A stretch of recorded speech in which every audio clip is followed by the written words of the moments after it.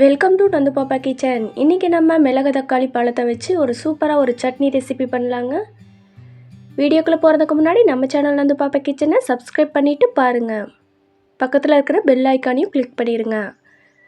First இந்த recipe பண்ணுறதுக்கு stove on பண்ணி பேன் வச்சுட்டு 2 ஸ்பூன் கடலெண்ணெய் சேர்த்துருக்குறேங்க. நான் 1 கப் அளவு மிளகு தக்காளி பழம் சேர்த்திருக்கிறேன். பழம் பச்சை ரெண்டையும் ஒன்றா சேர்த்திருக்கிறேங்க. சேர்த்துட்டு இதை நல்லா கலரெல்லாம் நல்லா ப்ரௌனாக வந்து காயெல்லாம் நல்லா பொரிஞ்சு வரணுங்க. இதை ஓரளவு 5 நிமிஷத்துக்கு பக்கமாக நல்லா வறுபடணும். இது நல்லா வறுத்திங்கன்னா மட்டும்தான் கசப்புத்தன்மை இல்லாத சூப்பரான சட்னி நம்மளுக்கு கிடைக்கும்.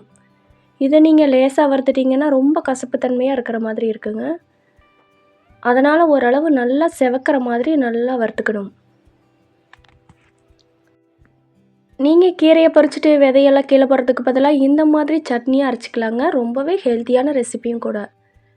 பாருங்கள், இந்த மாதிரி காயெல்லாம் நல்லா சுண்டி வரணுங்க. அந்த அளவு வறுத்துக்கலாம்.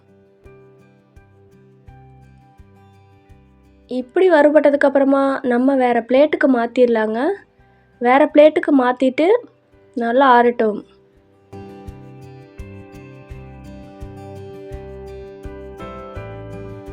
ஆறுனதுக்கப்புறமா திருப்பியும் அதே பேன் எடுத்துக்கலாங்க. ஸ்டவ் ஆன் பண்ணி பேன் வச்சுட்டு 1 ஸ்பூன் கடலெண்ணெய் சேர்த்துக்கலாம். எண்ணெய் நல்லா சூடானதுக்கப்புறமா 5 சின்ன சைஸ் பல் பூண்டு சேர்த்துருக்குறேங்க. ஒரு 10 சின்ன வெங்காயம் சேர்த்துருக்குறேன்.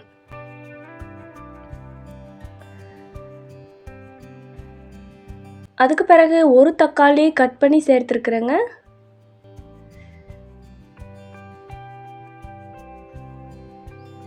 எல்லாத்தையும் சேர்த்துட்டு நல்லா வதக்கிக்கலாம்.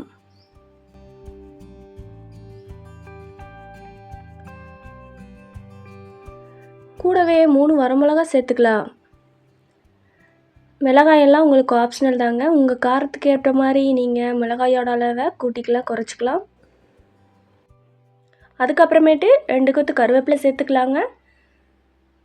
ஜீரகம் 1 ஸ்பூன், மிளகு 1 ஸ்பூன், இதையும் சேர்த்து நல்லா கிளறி கொடுங்க. ஜீரகம் நல்லா வறுபடுத்துங்க.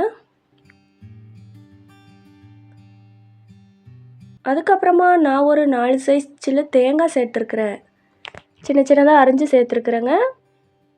புளி ஒரு சின்ன லெமன் சைஸ் அளவு சேர்த்துருக்குறேன். நீங்கள் தேங்காய் துருவல் இருந்தால் கூட சேர்த்துக்கலாம். இது எல்லாத்தையும் சேர்த்துட்டு நல்லா வறுபடுற மாதிரி வறுத்துக்கலாங்க.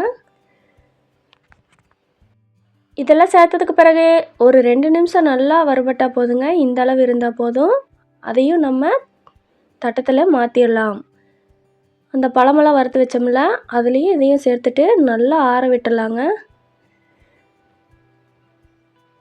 இப்போ இந்த சட்னிக்கு தேவையான கல்லுப்பு சேர்த்துக்கலாம்.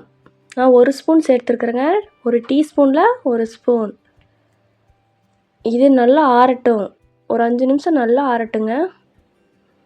ஆறுனதுக்கப்புறமா மிக்ஸி ஜாரில் சேர்த்துட்டு கொஞ்சம் கொஞ்சமாக தண்ணி விட்டு அரைச்சிக்கணுங்க. தேங்காய் வந்து அவ்வளோ சீக்கிரம் அரைபடாது. அதனால் நீங்கள் தண்ணியோட அளவை கரெக்டாக கொஞ்சம் கொஞ்சமாக சேர்த்துட்டு நல்லா அரைச்சிட்டு வந்துடலாம். அரைச்சதுக்கப்புறமேட்டு நம்ம சட்னி சூப்பராக ரெடி ஆயிருங்க. இந்த சட்னி ஒயிட் ரைஸ் கூட சாப்பிட்றதுக்கும் சரி, இட்லி தோசை அப்படின்னு எல்லா வகையான ஐட்டத்துக்குமே சூப்பராக இருக்கும். ரொம்ப ஹெல்த்தியான சட்னியும் கூட.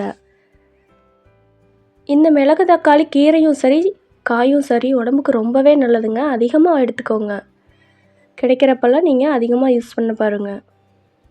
இது போன்ற மேலும் வீடியோக்களுக்கு நந்து பாப்பா கிச்சன் சேனலை லைக் பண்ணி ஷேர் பண்ணி எப்படி இருந்துச்சுன்னு சொல்லி கமெண்ட் பண்ணுங்கள்.